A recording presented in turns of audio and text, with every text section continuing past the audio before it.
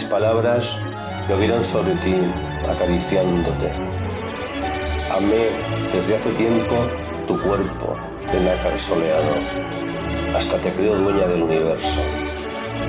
Te traeré de las montañas flores alegres, copihúes, avellanas oscuras y cestas silvestres de besos. Quiero hacer contigo lo que la primavera hace con los cerezos. Bueno, la meva és una part de la profecía. Diu, con la blancura de un copo de nieve te comparé.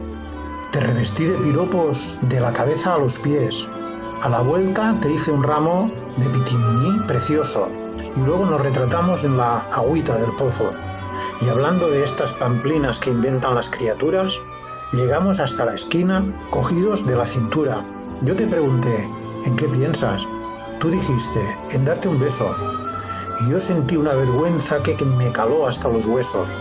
De noche, muertos de luna, nos vimos en la ventana. Mi hermanito está en la cuna, le estoy cantando banana.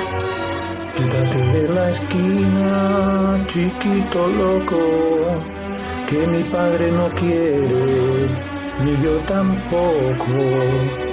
Bueno, doncs aquesta és la meva aportació al sopar dels Ferrats.